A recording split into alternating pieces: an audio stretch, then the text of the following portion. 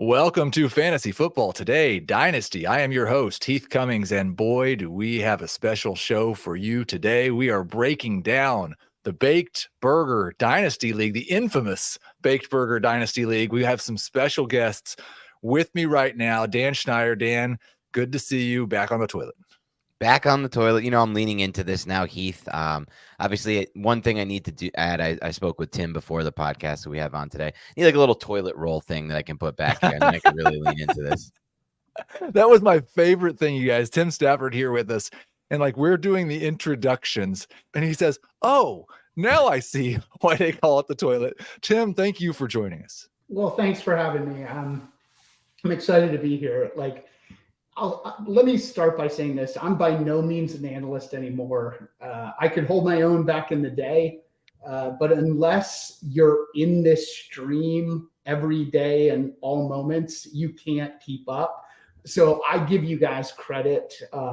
It's easy, I think, for folks listening to a podcast like this to think, oh, I can do that or whatever, but they have no idea how much work y'all put in. And having been there before, I just want to say thank you and hope folks know that your investment of time and effort into this is what makes it fun for all of us. Now, Tim, you said back in the day, and that's where I want to rewind right at the start, because you are here. We're going to talk about this startup Dynasty League. We've got some really good questions, philosophical questions about any type of startup Dynasty League. But you're also someone who has a history in this industry. In fact, one of the first writers or the first writer over at DLF. So tell everybody kind of about your history in the Dynasty fantasy football industry. Yeah, sure. So want to show tremendous respect to the CBS folks, but I think DLF, Dynasty League Football, is kind of like where it all started. Long ago, it was just a forum, and we would communicate online about, and I'm talking like 2010, 2015, we would talk about Dynasty League teams. We'd ask each other questions. And what spawned out of that was a great website. And I was the first staff writer for them when they decided to go beyond the forum. So I started writing content for them because before that, the two site owners were the only content creators. And then after a few months of writing articles, I said, should we maybe create a podcast? And there was pushback, like nobody's going to want to listen to a podcast about Dynasty League football. We're only interested in Redraft. And I'm like, I'm not sure. So myself and Jarrett Behar started the DLF podcast. We did about 100 episodes. I want to say that they're now pushing 600 episodes in a row of weekly content. I think they're the longest running Dynasty podcast that there is. And so kind of proud of creating that. I'm sure some of your audience knows folks who have come out of there like Ryan McDowell. He is a great contributor to this sport and just, one of the smartest guys in the space. And then Eric Moody was a writer for DLF, and now he's at a 4-letter network. So yeah, it was neat back in the day. So. Well, and I do want to thank you for helping get that started, because I do think this is the best way to play fantasy football. I know you agree with that, Dan. And it's fun hearing some of those names. I was actually on the DLF pod, I believe it was last month, with Ryan McDowell. So yeah, that's still going strong. Dan, we're just getting started. I can't wait until we've got 600 episodes under our belt. Yeah, I'm excited for it. And I'm excited for all the reaction we've gotten so far. You can tell that people want this, and Dynasty's, it feels like an interesting spot for me because Dynasty is growing, but I feel like there's still a lot of people who don't know about it that are getting interested. Even like my home league friends, we started a Dynasty League last offseason, or no, 2 off seasons ago, and they love it already. Like, we're getting so into it, it's almost taking over the actual home league redraft we have, where people are more interested in the Dynasty and the redraft. So it's exciting times for Dynasty for sure.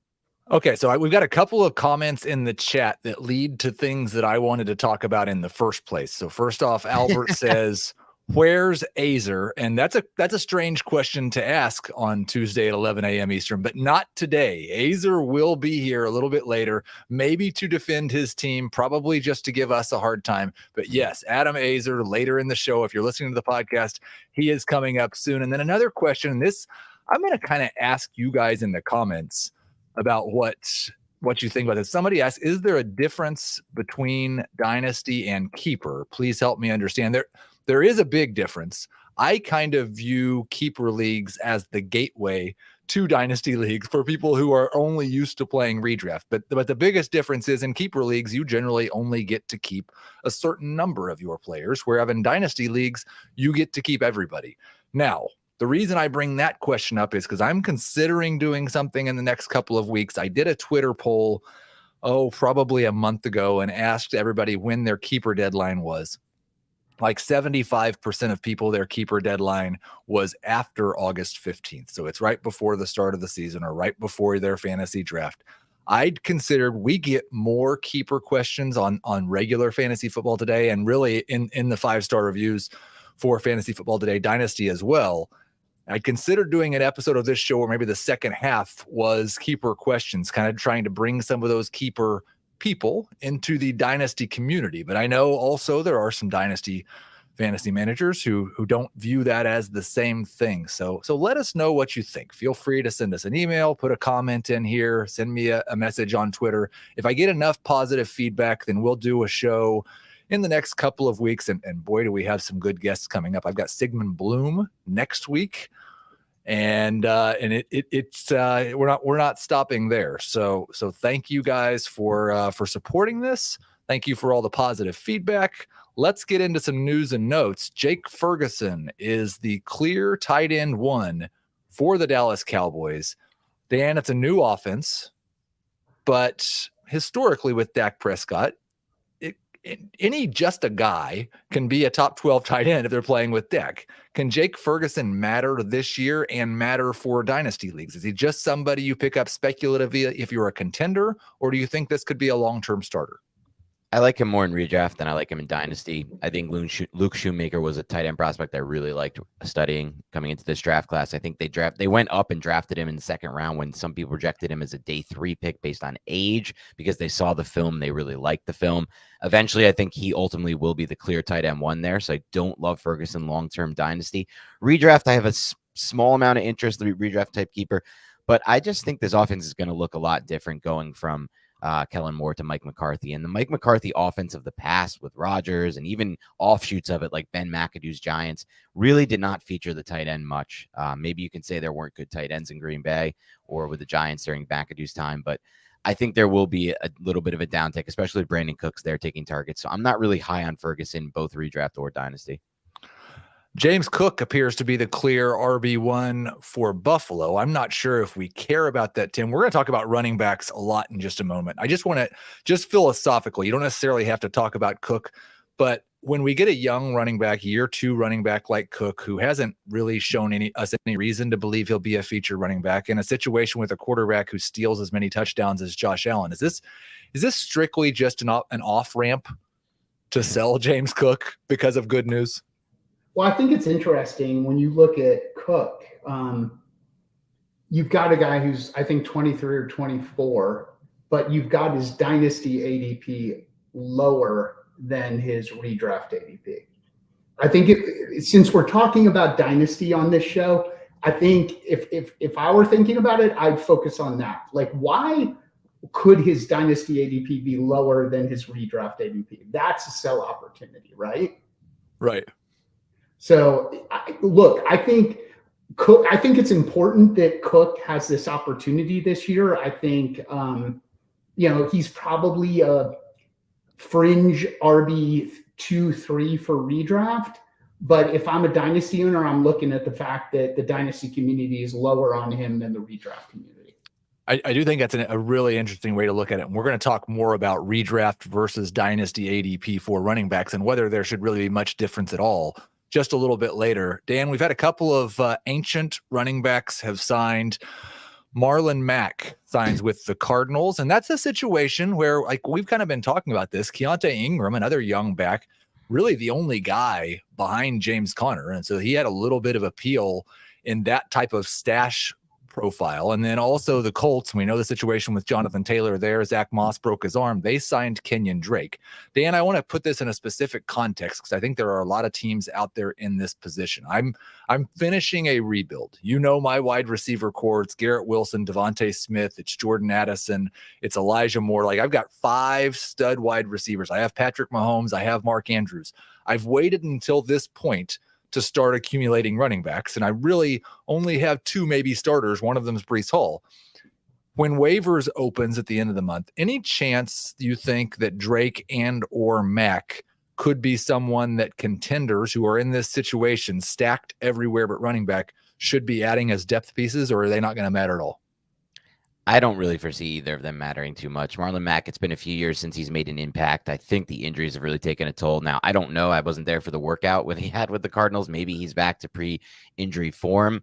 But even that version of Mack was still someone who I thought didn't do a great job of processing his blocks, didn't see the vision there. So maybe somebody who they used to spell Connor. I don't even know if he would take over third down role. The other one is a little more interesting, Kenyan Drake, but I tend to be on the side of Jonathan Taylor will be there week 1. Jonathan Taylor will be playing week 1. There's really no leverage for him. There's really no option. I don't look the Jacob Taylor Barkley holdouts or whatever you want to call them. To me, they never really factored into my rankings at all because I just don't foresee there being any real path toward them sitting out or being the only thing that's factored in for me was the fact that Jacobs and Barkley did not get the extensions. And so they don't have any security beyond this year if an injury happens to those guys. I like knowing that there's some security beyond this year because those guys 25, 26 years old, they're like for dynasty players, they're thinking, man, they're starting to get old. But the truth is they've probably got 2 to 3 years of the type of production that we would have expected in a running back's peak. If they had 2 to 3 years of contract, I'd feel better about it. That I agree with. I think maybe the one thing that's maybe holding me back on the other side of it, the Colts side of it with Drake, is I am higher on Evan Hull than most. I feel like he was a really good prospect, and more importantly, in what he can do to get on the field right away, because he was good in pass protection at Northwestern, and he was good in the passing game just as a receiver. So that to me, and maybe I'm overstating that or overestimating where he is right now in his progress. Right. So it's different to pick up an NFL offense, but it kind of makes me less interested in them claiming somebody like Drake off the wire. So, Tim, speaking of that contract situation, I want to know if that matters at all to you. Miles Sanders received the biggest free agent contract this offseason at running back to join the Carolina Panthers. The reason today has turned into Miles Sanders Day is because Josh Norris of Underdog shared a video this morning of Frank Reich and Scott Fitterer talking to Miles Sanders, talking about reuniting him with Deuce Staley, talking about him catching 50 passes again, like he did when he was with Deuce Staley. And so that's got people hyped up. It's finally got, like, people have been scared to say I'm the Miles Sanders guy. I've been the Miles Sanders guy. Now Chris Towers has popped out of the, like, we got 4 or 5 of them popping up on Twitter today. But with these running backs who are 25, 26 years old, does it matter to you in terms of he's got a contract that shows he's going to be on their team for the next 2 years and probably the next 3? Yeah, that does matter. So, you know, I don't know how far to jump down in the show. You know, from my perspective, I think we look at Dynasty. We're judging these players over like a forward-looking time frame, right? So it's almost like, from a financial perspective, like a discounted cash flow. Like, how many points are they going to score 5 years out, 4 years out, 3, and whatnot? I have started to look at running backs in like a 2-year time frame. I'm only really interested in what they're going to do this year and next. And I put a lot of weight on this year, right? A little less weight on next, and then a tiny little bit on the third. So yeah, Miles Sanders is a player I like in Dynasty because he's a player that appears to have value this year, next, and maybe a chance year 3. In that sense, I would weight him higher than, you know, some of even like the most elite guys, because you're able to get him at such a discount. Right. So yeah, I do think it matters. I think it matters from a value perspective. And that's like, this is leading into what we are going to talk about next. I'm going to go through my team in the Baked Burger Dynasty League. I think I'm the only person who has already completed my draft. I have 2 picks left, but I'm not going to get to use them. Can't imagine anybody's going to give anything for that. Let's take a short break, and then we'll get into the startup league. Okay, so we're gonna talk about my team first because Tim wanted to talk about running backs, and well, I drafted all the running backs. I took Justin Fields with the 11th pick overall. This is a super flex, half PPR dynasty startup. Then Jonathan Taylor in round 2. And the thing that really, and that was before all of this nonsense of the holdout and the back injury and everything, or hold in. The thing that changed everything for me was the 3-4 turn. I was shocked that Cooper Kupp was there at the end of round 3. And then I paired him with Travis Kelce. And at that point, I'm basically playing for the 2023 season. I end up with Jahan Dotson, Damian Pierce, Joe Mixon, Aaron Jones. You can see the roster here on the screen here if you're watching on YouTube. There's James Conner a little bit later. My second and third quarterback are Matthew Stafford and Ryan Tannehill. It's an old team, but by redraft rankings, it's pretty clearly the highest ranked team this year. And I think probably has a 2-year window. The difference for me and the reason I'm more comfortable doing this, and we talk about this in our other YOLO Dynasty League, there are certain people that just hate rebuilding. I'm not one of those people. I like the true tear down and rebuild. I enjoy almost as much, not quite as much because I like winning, almost as much as I do contending. So I wouldn't suggest maybe going this far all in on year 1 if you don't like that, because I can see 2025, I'm probably looking at the beginning of a rebuild, and 2026, I'm probably not committing. But let's start with Jonathan Taylor. Because one of the questions you sent to me, Tim, was what should managers take away from the significant loss in value the past year for Najee, DeAndre Swift, Kenneth Walker, and I'd throw Javonte Williams with his injury into that mix as well. I think Najee, Swift, and Javonte were top 5 running backs for everyone a year ago at this time. Now I'm not sure any of them are top 10 running backs. Does that just mean we shouldn't take any running backs in the first 2 rounds of a startup? Well, I'd add Ken Walker to that too. I mean, let's consider Ken Walker in DLF 1 QB ADP ranks peaked at overall number 5. Think about that. Ken Walker as a number 5 overall pick. I don't know that it means you shouldn't take those guys, but I think what it means is that you should seriously contemplate moving them after you take them. So like, think about it this way. So you take CMC, or you take Taylor, or you take Breece Hall. If you could flip that down to Barkley, maybe 2 rounds later, plus get an add-in to that, you're getting the same or similar production for this year, and you're getting maybe a future prospect or pick. So what I'm doing in dynasty leagues with respect to elite running backs, and I'm talking about the guys that are truly elite, like Bijan or CMC, or I'm trading those guys down to the next tier to get similar. Like, here's a great guy to think about, Akers. I would much rather say I own Bijan. I would take Bijan, trade down to Akers, and get an additional set of players around that, because I'm going to get the same year or 2 production, because I don't trust any running back beyond 2 years. And if I believe that and I don't trust that, then I ought to take those additional assets. Does that make sense? That makes sense. There's Adam Azer jumping into the show. Adam, welcome. Oh, thank you. Yes, that was an interesting take.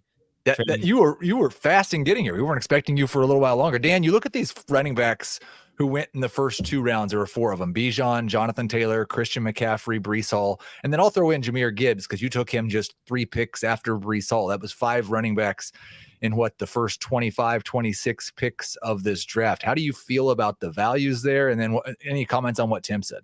Yeah, I want to start by touching on what Tim said. What Tim said is kind of the basis of my whole dynasty strategy, one of which I didn't follow at all in the Big Burger Dynasty League draft, unfortunately. I just couldn't pass up on the value of Breece Hall sliding to 211. To me, it didn't make any sense.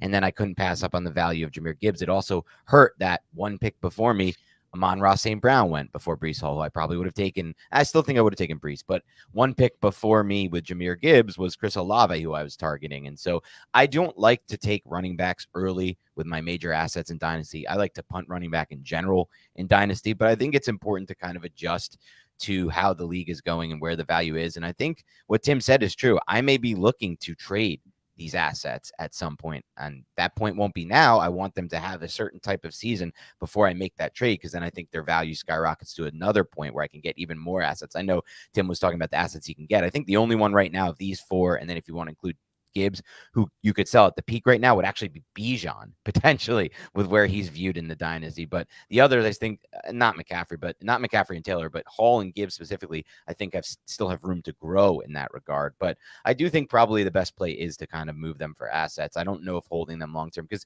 I'm with Tim. I mean, look, there's such a small window for these running backs, and especially for how they're valued.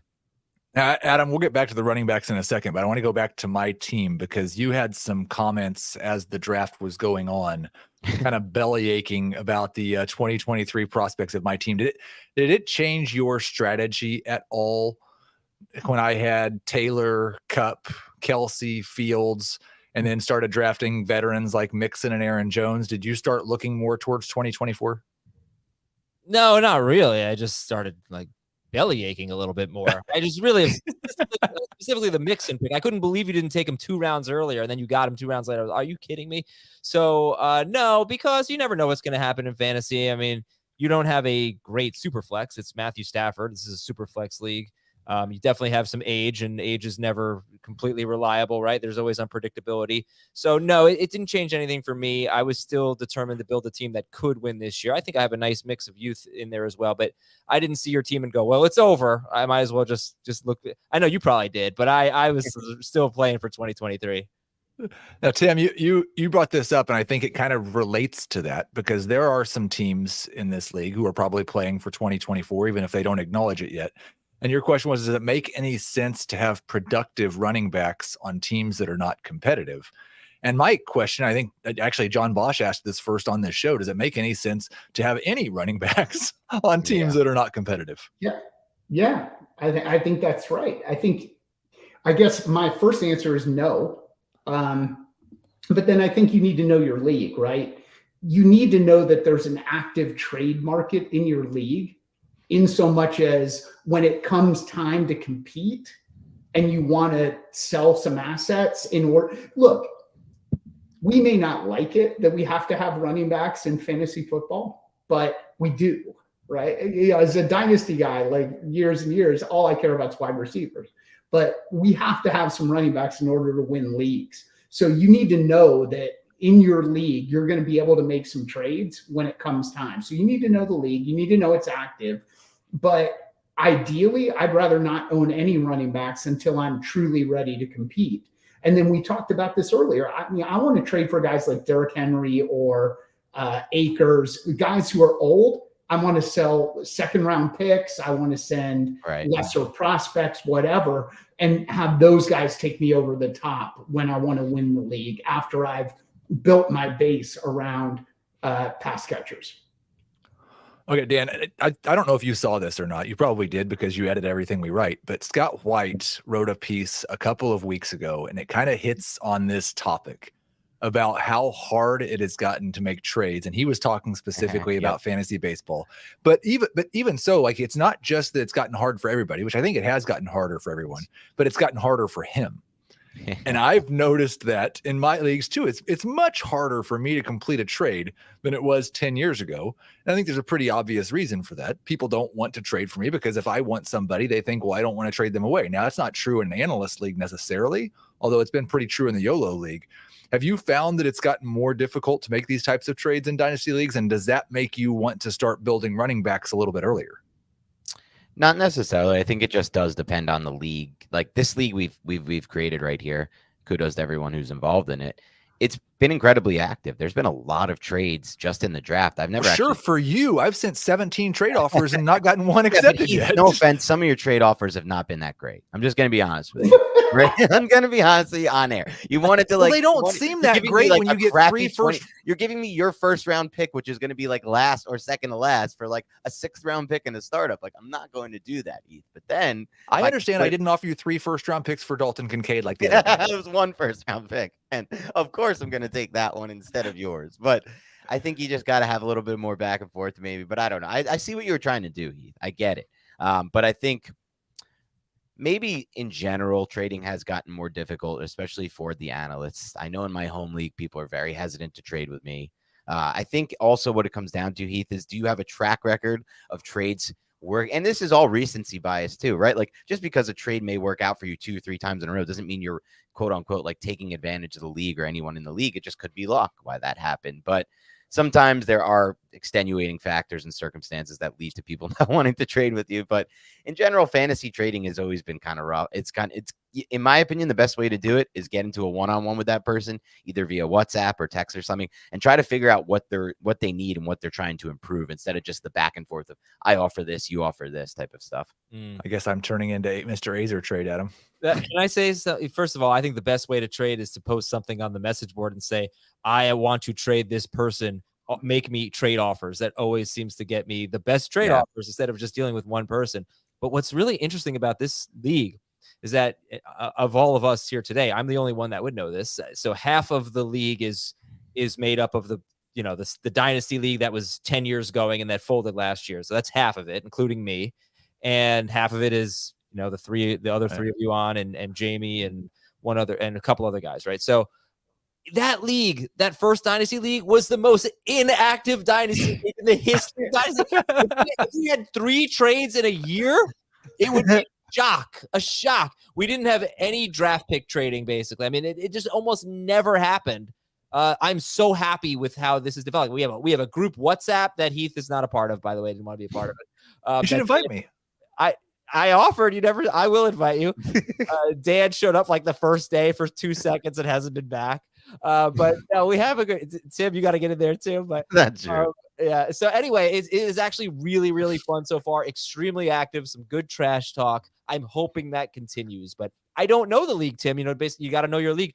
I know that the previous version of this league was very inactive. But so far, I'm very hopeful that there will be a lot of trading. Yeah. Well, if it's inactive, that's a problem for me with my 62 quarterbacks. yeah, exactly. We're going to get to quarterbacks and Tim's team in just a second. One more running back question here, Tim. We'll start with you, Adam. You can follow up. Should there be that much difference between Dynasty and Redraft running back rankings? Yeah, I think there should be. I mean, it's so interesting hearing Tim, who's much more of a Dynasty expert than I am, saying he's just all about wide receivers. But if you did get Ezekiel Elliott or something like that, you would have been thrilled with that, his career. And even McCaffrey, I guess McCaffrey's tough, but there's been some really good stuff. But yeah, I do think it should be pretty different. I mean, I do think taking Jahmyr Gibbs is that what you did? Jahmyr Gibbs and Breece Hall, Dan? I did Jahmyr Gibbs and Breece Hall back to back. Yep. Yeah. I mean, I think there should be a pretty big difference. I think those guys should go ahead of Derrick Henry for sure. I think they should go ahead of Austin Eckler. Yes, I think there should be a difference. Tim, tell him why he's wrong.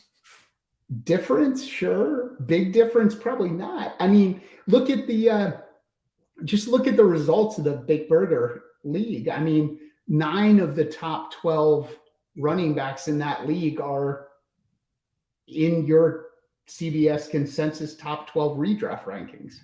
Yeah. So how different really is that? We like young running backs, right? so yeah, okay. So you're right, but when I look at it, I'm like, I don't know. I mean, I think you got to look at these running backs in a very short-term horizon. So from my perspective, I thought it was sort of interesting that so many of the running backs taken at the top of the Dynasty draft were also the top guys ranked on y'all's site. So I don't think there should be that big a difference. And I think we should look at running backs on a very short-term horizon, especially in Superflex, where we've got wide receivers who we can see on, say, a 4 or 5 year horizon, and quarterbacks who we can see on even a much longer horizon. So I want to stick with that for just one quick follow-up, Tim. So you talked about how basically you look at running backs for a 2 and maybe a half-year window or a 2.25-year window. How does that impact how you view Bijan Robinson? Because some people are already elevating him up to number 1 overall or only behind Jefferson and Chase.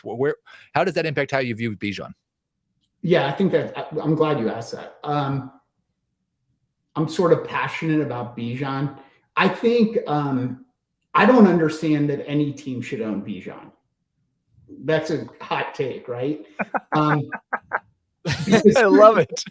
Give me a sec. Sec. So if I'm a contender, I'm going to sell him for someone like Saquon or Henry or CMC, and I'm going to get something to add into that, and I'm going to get similar production near term. If I'm rebuilding, I have no business owning him, and I'm going to sell him for Drake London, Garrett Wilson, someone like that, plus some other add-ons to that. I don't think there's any space where I want to own Bijan Robinson. This is the hottest take in the history of Dynasty podcasts, and I absolutely love it, Tim. But it does in some ways make sense. The way it doesn't make sense is if you agree with Dave and Jamie and have Bijan as the number 3 running back this season. Like for a contender, then it makes a little bit more sense to have him. But if you can get Christian McCaffrey and multiple firsts, like it seems like people are giving up insane amounts for Bijan in trade, then maybe it does make sense, even in that situation, to trade away Bijan Robinson. Let's talk about quarterbacks because Tim drafted pretty much all of them. That's not true, but you did draft a lot of the guys in that borderline top 12 QB range. And that was one of the things I wanted to talk about is like, we know that in a super flex league, we're going to see probably 6, 7, maybe even 8 quarterbacks go in round 1. And there will be a couple that are definitely going to go in round 2 right after that. But then you get to that group. And I would even argue it might include Tua, who is on your team. It definitely includes Kyler, who's on your team. I think maybe CJ Stroud and Daniel Jones. No, of course, Dan took Daniel Jones. CJ Stroud, who's on your team, Kirk Cousins, Bryce Young, like those guys. One of the things I've talked about, and we saw it kind of happen in this league, I don't like to push all of those guys up into the round 2, round 3 range just because there's already 8 or 9 quarterbacks go. ADP suggests that's mostly what happens with those guys. That's not what happened in this league. And so you took them all because they fell past where you drafted them. Yeah, exactly. I mean, so when I think about drafting, I think about drafting on value. I think about drafting on youth. And I think about drafting on trade value. So you have to let the draft come to you. I mean, I think you did that in your draft, but going from very different perspective. Like your team in Bake Burger is arguably a very much win now team. And that's kind of how the draft came to you. But for me, I was like, well, these quarterbacks keep falling. They keep falling. I was a little surprised by the willingness of the players in this league, the managers in this league, to let those quarterbacks fall, given how much of a point advantage there is at the superflex position with even a middling quarterback versus a player from any other position. Right. And like you drafted 4 or 5 of them. And so you're thinking that you're going to trade some of these guys. Yeah. Are you thinking that like Derek Carr is probably a trade this year, right? Well, maybe. I mean, I don't know. I mean, I think that's I like that you said that because old is a relative term, right? Right. I mean, that's another reason that quarterback is so valuable. I mean, a middling quarterback like Carr or Goff or Cousins, they hang around forever. Yeah. I mean, versus anything else that could start in your superflex slot. I mean, I think Carr just signed a 4-year, $150 million deal. He's going to play 3 more years. So, okay, he's going to put up, let's just say he's not very good. Let's just make that argument. I think that'd be an easy argument to make. Okay. Would you agree that he's probably on average going to put up 16 points a game? 16 to 18 probably. Okay, well, even more generous. Well, what does it take to get to 16 to 18 points in a different position?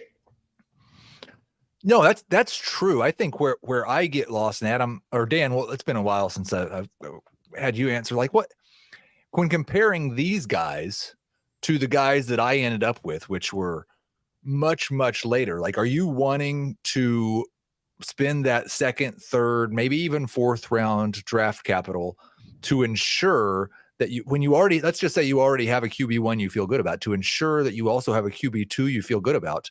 Or are you okay having one strong QB and then multiple late round options that you're kind of patching that QB2 range? No, I'm with Tim on this one. I think Tim and I actually align pretty much 100% in Dynasty with what he said so far. I haven't actually maybe done so much of that in this big burger draft because I just kind of took value. And at quarterback, I was in a tricky spot. Like, to me, like when the spots I was in, I didn't see the value except for Daniel Jones, who I thought should have never fallen that far. He's 25 years old, signed to a 4-year contract. End of round 4 made no sense to me, but like I didn't see the spot for Derek Carr. Maybe it was, and there were spots like Tim took a couple quarterbacks right before I was going to take them on the comeback round. I think Kyler was one of them, and I forgot who the other one. It might have even been Carr, but you have to kind of find the right spots for them too. And a lot of it for me is like a projection. This is the part that I love the most about Dynasty. Like, I can make my own projections long term based on how I evaluate these quarterbacks, and it doesn't have to be so, I guess, strictly following current ADP or current thoughts on these quarterbacks. I'll get into one of those examples later when we talk about my team, but that's kind of where I'm at with quarterback. I like to pick and choose almost like the guys that I see, but I see Tim's point too. Like, Derek Carr is as somebody who's probably going to have a job for at least 3 years. And then after that, it could even extend past that. Like, Andy Dalton just started almost a full season last year out of nowhere, really. No one really saw that coming. It wasn't projected or expected. And these quarterbacks, because it's a supply and demand issue. At running back, this is kind of the point. At running back, these guys get cycled in and out because there's so much of a supply. At quarterback, the supply is so low in the NFL, so incredibly low, that it does give these guys a little bit more life. And I do think Tim's right. They have more value than a lot of these other positions. Can I add to that? Like, following on what Dan's saying, it's exactly right. So think about it this way. Here's a quarterback that I think we would all agree has been a disappointment, Carson Wentz. So taken number 2. And the reason I'm bringing him up is CJ Stroud, right? So we've got a number 2 quarterback. There's a big history of number 2 quarterbacks busting, whatever. Carson Wentz has averaged 218 fantasy points per year. At that average, he's the same as T. Higgins. So you're putting him in your fantasy spot or in your superflex spot, and you're disappointed by that because he's kind of a quasi bust, but he's better than a wide receiver who's on the fringe of wide receiver 2-1 in redraft leagues. Right. No, I think, and that argument works in Superflex to a certain extent, Adam, because we do have this group of quarterbacks that went much later. Sam Howell, Matthew Stafford, Ryan Tannehill, those guys. If you do get stuck and you wait that long, and I think maybe you got your 2 QBs early and then waited a long time on QB3. Do you prefer the younger guys like Hal, hoping that they might catch on and be a starter for 2 or 3 years? Or do you view all these guys as kind of 1-year stopgaps and just take the guy you think is going to score the most points regardless of age? The second one. Yeah, I don't really have a lot of hope for Sam Howell.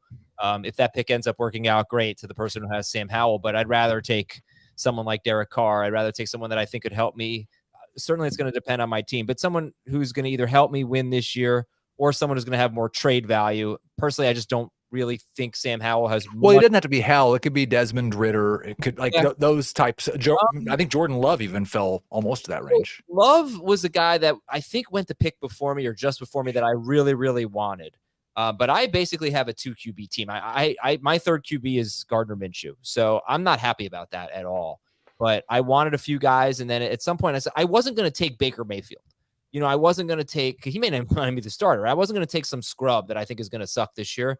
I was going to take another position. And if I really need a quarterback, hopefully a guy like Khalil Herbert that I took pretty late, or AJ Dillon, or somebody with some dynasty value, I can turn into a quarterback at some point before the trade deadline. So I was not going to take a bad quarterback just for the sake of it. If I drafted a quarterback late in the draft, it was going to be someone that I thought could help me this year. And JVT says he did take Jordan Love and he would trade him to you for 2 firsts right now, which highlights how difficult it is to trade for quarterbacks. And one of the advantages that Tim has is that when the rest of the league realizes that it's hard to acquire quarterbacks once you get past the startup, unless you happen to be in position to draft one. Well, I think that's a really important point. The cheapest time to get quarterbacks in a superflex league is at the startup. And there's no doubt about that. And here's the other thing. If you want to do a trade in a superflex league, you almost that involves a quarterback, you almost have to have a cruddy quarterback to bring back in it, because nobody wants to send away a quarterback and not get one back. But I'd assume that you might be okay with trading away one quarterback without getting a quarterback back. Yeah. But if you look at Tim's team, right, I wonder how you play this, because your team, I'm sure you've answered this before I got here. Do you think it's a contender this year, or were you playing more for next year? No, it's definitely not a contender. I mean, right. And what's missing in that graphic is that I also acquired 2 additional first-round draft picks next year. Okay. So my strategy was, this is like a DLF thing. And we talked about this a little bit before you joined, Adam. Ryan McDowell, who was somebody who worked at DLF with me, was this concept of productive struggle. You build a dynasty team early on around saying, look, I'm going to build for the future. So I'm going to trade away aging assets for younger ones. I'm going to acquire future draft picks. I'm going to draft really young. So my goal with this team was to draft young, acquire future assets, and have players that would have longevity in terms of, like, particularly the quarterback and wide receiver position. So yeah, no, I hope this team doesn't win a single game this year. Well, you could trade me George Kittle and Mike Evans, and we'll make sure that happens. Okay, let's take a I'd like to break. do that. I mean, exactly. Well, that's funny you say that, because those are players I felt forced to take. I didn't want them, but at the point in the draft that they came up, I couldn't pass on them anymore, in hopes that I would be able in season to move them. Let's take a short break, and then we'll get to Dan's team and Azer's team. That's what everybody's been waiting for. Yeah. All right, Dan, let's take a look at your squad, which I thought you did a good job of, although it seemed like at some points you might have been conflicted with and it might have been a forced situation, like with what Tim said, with whether you were a contender or a rebuilder. Not rebuilder, but a 2023 contender or a 2024 contender. You've got Josh Allen and Daniel Jones as your quarterbacks, all of the rushing yards. Jahmyr Gibbs and Breece Hall at running back, all of the youth. JSN and Zay Flowers are your starting wide receivers. Dallas Goedert at tight end. And then James Cook, Elijah Moore, and Mike Williams are your current flexes. We won't get into the bench. But again, Allen and Daniel Jones, a good combo. Gibbs, Hall, Flowers, JSN. That's lots of youth. Do you feel like you're competing this year? Are you playing for 2024? What's the plan? I think I have an opportunity to potentially compete for 2023. Obviously this team is set up to compete for the future. I traded one of my picks for 2024 first. The minute you do that, you're pretty much signaling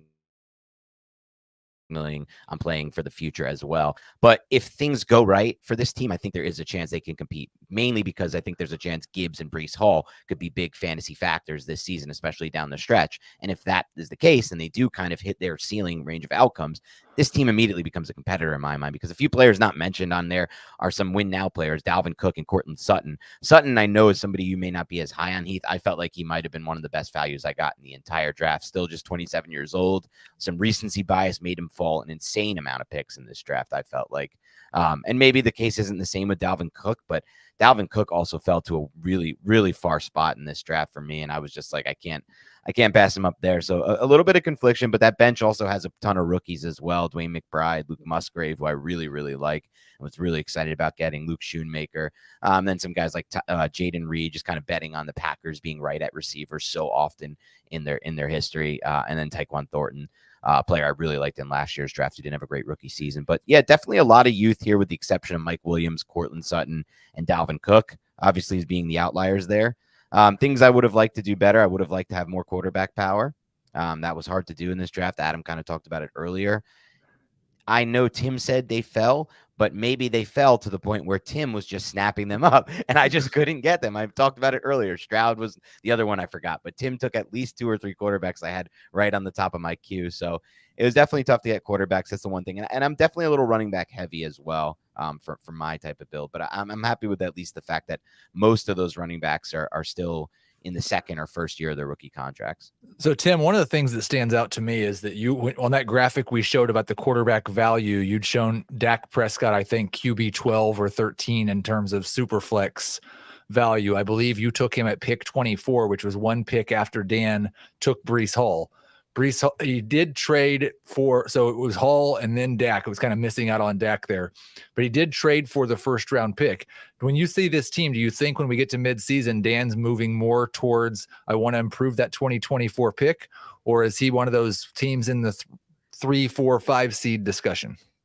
Well, actually, I don't think I took Dak. Did he not go at 24? He did go 24. Yeah, that wasn't Tim. Okay. Yeah. Okay. Somebody else took Dak at 20. So, but 12, Dak went at 24, 12 picks after where his ADP was, correct? Yeah, right. Which is really deep. I'm sorry. So ask the question again. I got thrown by. No, I think, yeah, you didn't take him. Dan took Breece Hall right before Dak there at pick 23. Right. Is that the type of play where you think maybe you go with the quarterback? And do you think that Dan's team is more gets to midseason and he's selling vets, or gets to midseason and maybe he's using one of those 2024 firsts to go for it? Yeah, I would rather own Dak than Breece Hall in Superflex. I mean, if that's the question. I mean, as to where Dan's team goes, I don't know.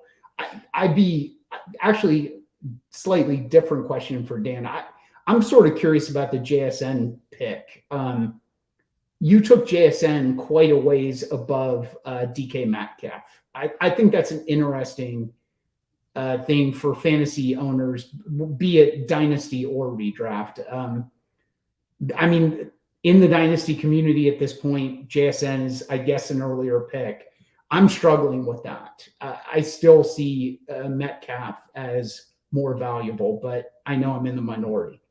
Yeah, I think for me, it's just this is the fun part about Dynasty. You get to kind of lean into your opinions of the players' skill sets actually versus kind of like the immediate now. To me, JSN has a lot more long-term upside as a receiver. I just think he wins at the first and second level a lot better than DK Metcalf does, and he creates a lot more early separation than DK Metcalf. And Metcalf, to me, is on a little bit of a weird path in fantasy. Obviously, last season had a lot of targets, didn't do a lot with those targets, despite the offense taking a big step forward in the passing game with Geno Smith at the career year. I still think he wins the really good in the ways that he wins DK Metcalf, which is on the vertical plane, and I guess 50-50 contested catches, which I don't think he's been great at, and I'm personally not a fan of. I just like the player a lot more, Jackson Smith-Njigba. So to me, it's like I get a younger player prospect, and maybe I'm wrong on him. He doesn't develop into what he could be, but I see somebody who could be a 100 catch guy on a yearly basis, 100+ catch guy on a yearly basis. And just for reference, I have DK at wide receiver 16. I have JSN at wide receiver 17. I both have them at round 4. I think you took JSN in round 4. Is that right? No, Jones was my 4th round pick. I think JSN was 5th. Okay. Jones was your 5th round pick. So it must have been JSN in round 4. It was JSN, yeah. One more for you, Dan, and Adam, you kind of follow up on this because you ended up in the same situation and kind of said you thought it was a mistake. Dan, you've got Josh Allen, you've got Daniel Jones, Hendon Hooker, now your QB3, which is kind of ironic because he's also the Lions QB3 after they signed Teddy Bridgewater. Was that a mistake, or are you just okay with that? Not a mistake at all. Hendon Hooker was the player I wanted most in this draft, and I was a little worried about him about me waiting so long. I probably could have maybe waited another round, but I would have been so devastated if he wasn't taken. So this is the fun part about Dynasty for me. I had a lot of time to study these quarterbacks, these two, Will Levis and Hendon Hooker, because the Giants drafted 2 players who played with them. So Wan'Dale Robinson last year played with Will Levis, and this year Jalen Hyatt played with Hendon Hooker. And obviously, for those who don't know, I have a Giants podcast where we do a lot of film stuff and X's and O's. So I got a chance to watch those 2 quarterbacks extensively. And the fun part about Dynasty to me is I can make a bet on what I see. And what I see is that Hendon Hooker, if I had a chance to take Hendon Hooker or Will Levis, I would take Hendon Hooker over Will Levis in Dynasty straight up. Because what I see from Hooker versus what I see from Levis is a big difference in the actual, in what I believe can actually work in the NFL. Levis to me is a mechanical thrower. Hooker is a very natural thrower. It's a quick release. He throws a natural ball. His accuracy down the field is light years ahead of Will Levis. I'm not sure Levis will ever get accurate down the field because by the way he throws the ball. Maybe you can fix his mechanics. It worked with Josh Allen. They found a way to do it. He's the one example. I haven't seen too many besides Josh Allen. I don't really foresee Will Levis. I guess he's bigger and I guess he's stronger, but he wasn't as good a runner as Hendon Hooker was either last year. If you look at the numbers, Hooker was a more explosive runner. You could lean on draft capital to say why Levis should be ahead of Hendon Hooker, but the real only reason Hooker fell in the draft was because he had a torn ACL. He was going to miss part of the season, which doesn't matter to me in Dynasty either. I like the team context better with Detroit versus Tennessee as well for the quarterback. So to me, this is the fun part about Dynasty. Like I see that rankings wise, and Hooker's ranked so low. I was looking at one Dynasty ranking before the draft to kind of get an idea of when I needed to target him. I saw 250. Levis is ranked around 140, but I just don't see it at all. So I got to enjoy that. So to me, it's like getting a Levis as my QB3 is the way I look at it, or better. Okay, Adam, that turned into the Hendon Hooker infomercial, and I'm glad that people got to hear that. But Adam, you said you weren't happy with Minshew. Is that a problem you try to solve before week 1? Is that a problem you try to solve before your first bye? Or is your plan, I'm just going to start a running back or wide receiver in that super flex spot the week that I need one? Okay. I think my plan should be to try to solve that problem before week 1. So I have Trevor Lawrence and Deshaun Watson, and my number 3 quarterback is Gardner Minshew. So I think I should probably try to solve that problem. Like Tim was saying, the best time to get your super flex, your quarterbacks is on draft day, right? I mean, that's when you're going to have the best value, because once you need a quarterback in a league where there's nothing on the waiver wire, you're in trouble. So I should probably try to address that early, and maybe I will.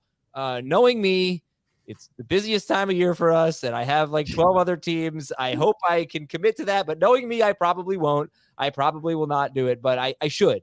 Maybe I'll put something on the message board. So my advice to you all out there is that you should try, if you're in a similar situation as me and you don't have a number 3 quarterback really in a super flex league, you should do something about it before you need to do something about it. I feel like I could if you could told me that Watson and Lawrence were going to play 17 games each and all they were going to miss was their bye week, I feel like I could get by. I feel like it's not a huge deal. If there's an injury to one of those 2 guys, I'm in a ton of trouble. And it's just not a great roster composition anyway. So I think I should probably try to address that before I have no leverage. Okay, I'm going to read through Adam's team here, Tim, and then I would like for you to tell us what's the second cheapest time to acquire quarterbacks, because that's what Adam needs to know. But Trevor Lawrence and Deshaun Watson are his quarterbacks. Travis Etienne and Ken Walker, all the running backs. Stephon Diggs and Quentin Johnston at wide receiver. He's got Trey McBride at tight end. We'll get back to that in just a moment, Adam. The flex is Alexander Madison, Amari Cooper, and Gabe Davis. I'm not sure I've ever seen so many Clemson Tigers on one roster, because he also has a couple on the bench, I think, as well. Justin Ross and at least one other. Tim, what's the second cheapest time to acquire a quarterback in a super flex league? And what do you think of Adam's build here? Well, I think Adam's right. I mean, he needs to do it before he gets leveraged. I like his team, and I think if I were I'd be thinking about trying to trade Alexander Madison for a quarterback before Alexander Madison busts. Yeah, that's not a bad point. I do think that looking at that roster, it's probably that way, or maybe Maybe it's Khalil Herbert if he has a really good week 1. You mentioned that, Adam. Maybe it's Aaron Jones or AJ Dillon if Aaron Jones has a 1 or 2 week absence that you can take advantage of. But the other question I have, Adam, and like he said, you're hoping that you can compete this year and in the future. You've got Trey McBride at tight end. Yeah. Do you view him as someone who's actually a viable starter this year? And how do you view him long-term in comparison to Dalton Kincaid, Sam Laporta, Michael Mayer, those guys? I think I view him pretty favorably, not to Kincaid, probably not to Laporta, but I actually look, we get year 2 tight ends that did nothing as rookies and have huge careers a lot. You look at Kittle, Gronkowski, Mark Andrews. So judging a guy based on his rookie season is not smart. You know, you gotta look at the pedigree. The guy was a really good pass catcher in college. He got a lot of playing time at the end of the season and was not bad with it in his rookie season. He's got a 33-year-old Zach Ertz who's coming off a torn ACL to compete with. And I guess I'll say this out loud. I might take Zach Ertz with one of my last picks in this draft. We still have, I think, 2 or 3. I think Dan's already taken him twice, but he's still available somehow. He auto-picked him. That was my fault as the commissioner for not turning off the clock overnight. But I think McBride's a really good dynasty sleeper. I got him in round 13 of this draft. I also took Tyler Higbee, though. So if I do want to go win now, Higbee might be the guy to get me 10 PPR points per game. But if Ertz is out or just isn't good anymore, I actually think McBride is a sleeper in both redraft and dynasty this year. Sleeper at tight end, both in dynasty and redraft. Let me ask you guys, Irv Smith. I feel like we're all sleeping on Irv Smith. I am the Irv Smith guy. So you have found the right podcast, Tim. That was an excellent way to shut this down. I do think that he gets Hayden Hurst's target share last year. He's probably looking at 80 to 90 targets. I think he can be more efficient than Hurst was, just because Hurst's season last year was one of the least efficient we've seen from a tight end. And Irv is someone kind of a post-hype breakout who we had hope for before his injury. So I absolutely love that. He's a top 15 guy for me in dynasty, and a top 15 guy for me in redraft, and a top 20 guy in dynasty. Disagree. On which part? I don't think I think if you look at the target share, and I haven't done this, but I think it would coincide greatly with when one of the wide receivers was hurt or not playing. I think that's when we saw spikes. Higgins is always hurt. Well, we saw big spikes in that. Like Higbee was not a reliable, or not, Hurst was not a reliable player on a week-to-week basis. You were only targeting him when somebody was out, and Chase missed 5 games mid-season. So I just don't think there's anything reliable there from Irv Smith. And I don't know, maybe it's just there's been too much failure. It's not just 1 year. He hasn't done anything. What's he going into his 4th year, 5th year? So I'm with Tim and Heath on this because I think get out of here. Well, I think it just comes down to what do we see teams do against the Bengals last year? The only thing they can do, play 2 high shell, because you have Jamar Chase and Higgins on the outside. If you're playing a lot of 2 high shell, that means there's going to be the middle of the field open for the tight end. Irv Smith may not be the best player in the world, but it's going to be open a lot. And so Burrow is a smart enough quarterback, I think, to make that read a lot. So we'll see. Dan, thank you for agreeing with us on Irv Smith. Adam, thank you for making your first appearance. That was Adam. That's my truth. That's my take. You suck up to the guest. You've agreed with Tim on every single thing you said today. Tim and you have the same dynasty strategy. We're going off the rails. Adam, thank you for joining us for the first time, thank you for getting the Baked Burger Dynasty League, not just its name, but letting us all be a part of it. Tim, thank you for being a part of the league, for being a part of today's show. You brought some great knowledge, some really great conversation. Thank you to everybody who listened, and we will talk to you next Tuesday.